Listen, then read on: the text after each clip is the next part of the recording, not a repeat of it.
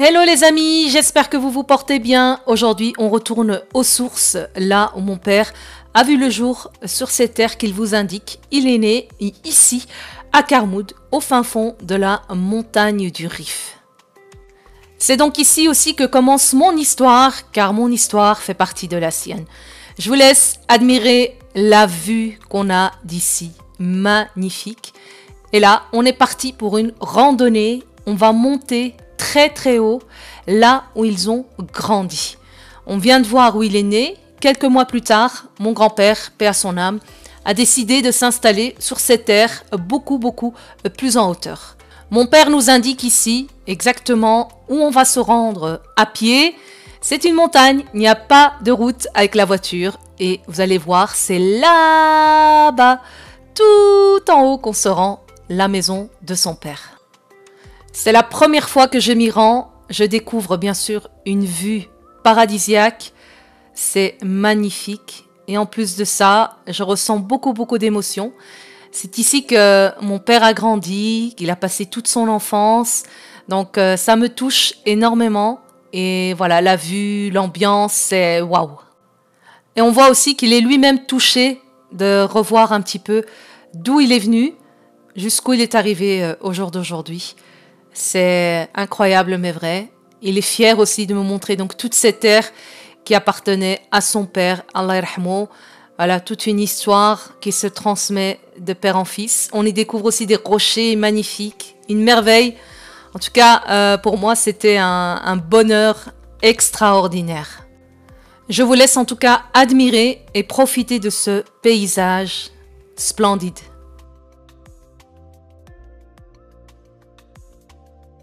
Voici la petite maison que je vous ai montrée là tout à l'heure. On est enfin arrivé après 45 minutes de marche.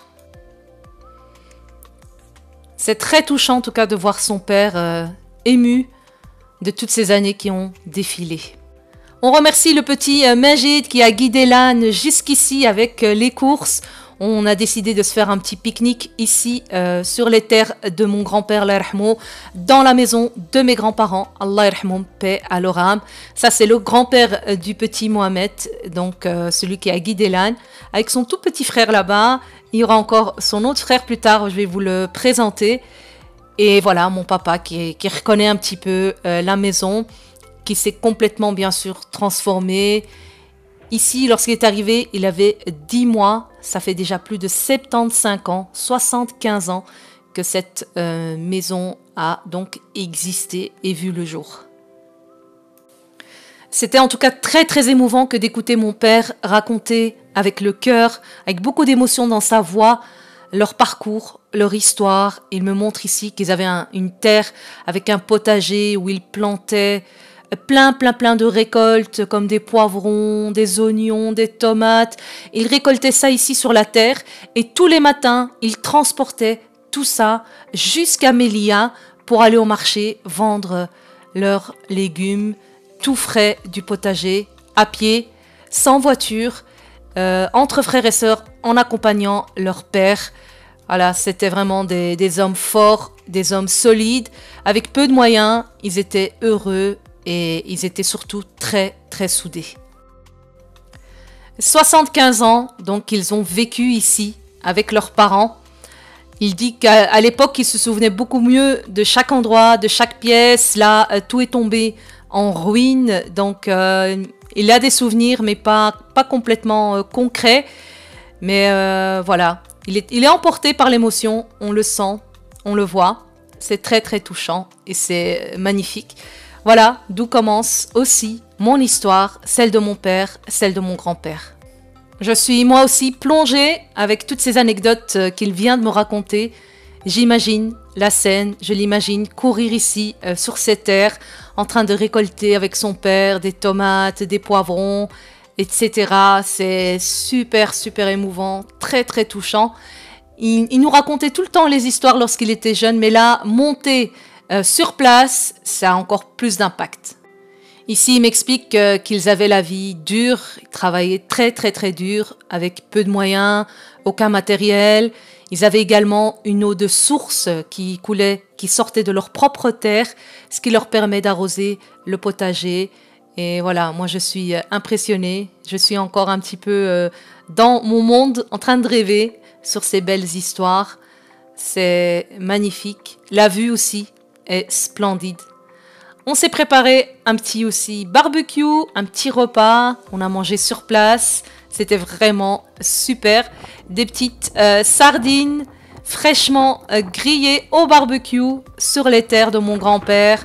C'est plein d'émotions. Magnifique. Ma maman a également préparé des petites salades pour accompagner ce barbecue. Comme vous pouvez le voir, il y a des pommes de terre, salade de riz. Moi, j'ai mangé les haricots et la salade de poivrons. On se lave les mains à l'ancienne, pas d'eau courante. C'était juste magnifique. Je me souviens qu'on le faisait aussi quand on était petit en vacances et on trouvait ça sublime. On aperçoit ici encore la dernière pièce qui est encore debout de la maison de mon grand-père, de mes grands-parents, Allah yarhamhum. Cette pièce a été réaménagée par la personne qui maintenant surveille bien sûr ces terres et donc a transformé cette pièce en son chez lui. La vue est paradisiaque. Encore une fois, je me répète, c'est waouh. Il a également un cadre photo. Ce qu'on retrouve ici, c'est exactement les terres telles qu'elles étaient à l'époque, juste en face de la maison. On a également eu droit à un thé fait sur place avec de la menthe sauvage récoltée également sur les terres que vous venez de voir. Il ne reste plus qu'à déguster ce délicieux verre de thé avec cette vue splendide devant les yeux. Je vous laisse imaginer l'ambiance que cela procure. On a terminé cette belle après-midi sur une petite note de chant traditionnel.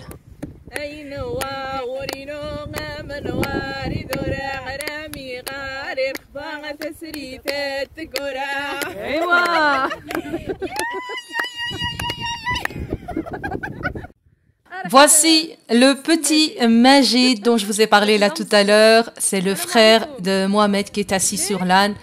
Ils sont tous les deux venus nous aider, accompagner l'âne avec toutes les courses et également passer l'après-midi avec nous. Je leur ai demandé s'ils avaient un petit message à faire passer et on va écouter ce qu'ils ont à vous dire.